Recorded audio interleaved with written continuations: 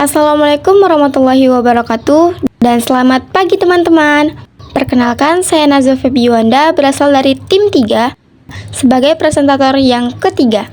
Di sini saya akan mempresentasikan materi tentang pencemaran lingkungan hidup bagian 2, yaitu pencemaran air. Sebelum itu, saya punya satu quotes nih buat teman-teman. Hiduplah seolah-olah kamu akan mati besok. Belajarlah seolah-olah kamu hidup selamanya. Mahatma Gandhi. Sebelum kita masuk ke materi, apakah teman-teman tahu pencemaran air itu apa? Nah, pencemaran air adalah masuknya makhluk hidup atau zat lain ke dalam air yang menyebabkan kualitas air turun hingga tingkat tertentu, sehingga menyebabkan air tidak dapat digunakan sesuai peruntukannya. Untuk mengetahui air sudah tercemar atau belum, dapat dilakukan pengujian terhadap 3 parameter air, yaitu yang pertama, parameter fisik, yang kedua, parameter kimia, dan yang ketiga, parameter biologi. Yang pertama yaitu parameter fisik. Dalam parameter fisik ini meliputi 7 hal. Antaranya yaitu kandungan partikel padat, zat padat terlarut, kekeruhan, bau, warna, suhu, dan pH air. Selanjutnya yaitu parameter biologi. Parameter ini digunakan untuk mengetahui jenis dan jumlah mikroorganisme yang ada di air yang dapat menyebabkan penyakit. Contohnya seperti Vibrio cholerae, Salmonella typhi, dan lain sebagainya. Selanjutnya yaitu ada parameter kimia. Parameter ini meliputi 3 hal, yaitu BOD, biosemisal oksigen demand, COD, semisal oksigen demand, dan DO, disolved oksigen, yaitu BOD, COD, dan DO. BOD atau biosemisal oksigen demand adalah ukuran kandungan oksigen terlarut yang diperlukan oleh mikroorganisme untuk menguraikan bahan organik di dalam air. Yang kedua yaitu COD atau semisal oksigen demand. COD adalah ukuran kandungan oksigen yang diperlukan agar bahan buangan di dalam air dapat teroksidasi melalui reaksi kimia, atau biasanya digunakan dalam indikator limbah cair industri. Ketiga yaitu DO atau dissolved oksigen. Dissolved oksigen ini adalah ukuran kandungan oksigen terlarut di dalam air. Sumber penyebab pencemaran air ini dibagi menjadi 2, yaitu sumber langsung dan sumber tidak langsung. Sumber langsung berupa buangan efluen yang langsung dibuang ke badan air, misalnya sungai, selokan, danau, dan lain sebagainya. Sedangkan sumber pencemaran tidak langsung merupakan kontaminan yang masuk melalui air tanah akibat pencemaran air permukaan oleh limbah industri atau limbah domestik. Pencemaran air ini dapat disebabkan oleh berbagai kegiatan manusia ataupun kegiatan sehari-hari kita, antara lain limbah domestik, limbah industri, limbah pertanian, dan limbah pertambangan. Yang pertama yaitu limbah domestik. Limbah ini berasal dari perumahan, pusat perdagangan, perkantoran, rumah sakit, dan tempat umum lainnya.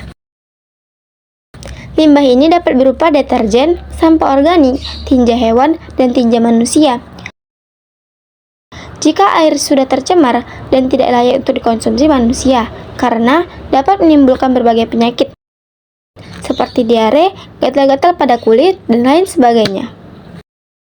Yang kedua yaitu limbah industri. Limbah ini berasal dari industri atau dari suatu pabrik. Limbah ini dapat berupa bahan-bahan sisa yang mengandung logam berat berbahaya dan beracun, seperti merkuri atau Hg, Pb atau timbal, Cu atau tembaga, Zn atau seng, Cr atau krom, dan Ni atau nikel. Juga terdapat kasus pencemaran air dari limbah industri ini loh teman-teman, yaitu kematian penduduk akibat penyakit Minamata di Jepang. Hal tersebut diakibatkan warga mengonsumsi ikan yang tercemar limbah merkuri di Teluk Minamata. Yang ketiga yaitu limbah pertanian. Limbah ini berasal dari kegiatan pertanian yang biasanya menggunakan pupuk kimia dan pestisida secara berlebihan. Kelebihan pupuk di lahan pertanian akan tercuci oleh hujan dan masuk ke dalam saluran irigasi, sungai, dan danau, sehingga menyebabkan terjadinya peningkatan unsur hara di badan perairan yang disebut eutrofikasi. Yang ketiga atau yang terakhir yaitu limbah pertambangan. Limbah ini berasal dari area pertambangan. Contohnya seperti tambang emas yang menggunakan merkuri atau Hg untuk memisahkan emas dari bijinya. Tumpahan minyak dari pertambangan minyak lepas pantai dan kebocoran kapal tanker akan dapat mematikan organisme di laut, misalnya ganggang, ikan, mamalia di laut, dan burung pemakan ikan di laut. Selanjutnya, saya akan membahas materi tentang pencemaran tanah.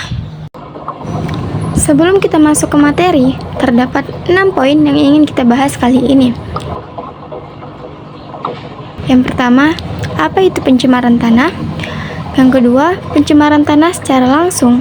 Yang ketiga, pencemaran tanah secara tidak langsung. Yang keempat, penyebabnya. Yang kelima, dampak pencemaran tanah. Dan yang keenam, karakteristik limbah. Pencemaran tanah yaitu keadaan di mana bahan kimia buatan manusia masuk dan merubah lingkungan tanah alami.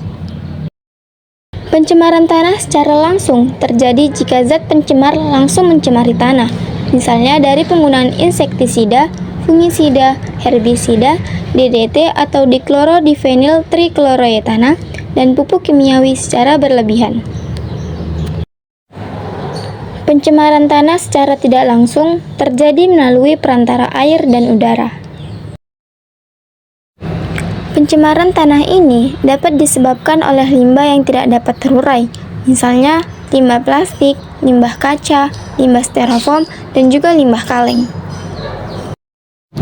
Pencemaran tanah ini memiliki dampak negatif loh teman-teman, di antaranya yaitu mematikan organisme di dalam tanah, serta mengganggu porositas dan kesuburan tanah, dan lain sebagainya. Karakteristik limbah yang dapat menurunkan kualitas tanah diantaranya yaitu yang pertama, mengandung bahan kimia, contohnya deterjen dan pupuk anorganik ataupun pupuk kimia. Yang kedua, tidak mudah terurai sehingga menutup pori-pori tanah, contohnya kaleng, plastik, styrofoam, dan juga kaca. Cara mengatasi agar tidak terjadinya pencemaran tanah diantaranya yaitu dengan menghindari aktivitas pertanian secara berlebihan, pencucian tanah, bioremediasi, kurangi barang kemasan, berkebun organik, dan berhenti membuang sampah sembarangan seperti di tanah. Itulah hasil ringkasan pemaparan tentang pencemaran air dan pencemaran tanah dari saya. Semoga dapat menambah wawasan teman-teman sekalian, dan marilah menjaga lingkungan kita dengan baik untuk kehidupan yang akan datang. Saya akhiri dengan wassalamualaikum warahmatullahi wabarakatuh dan selamat pagi teman-teman.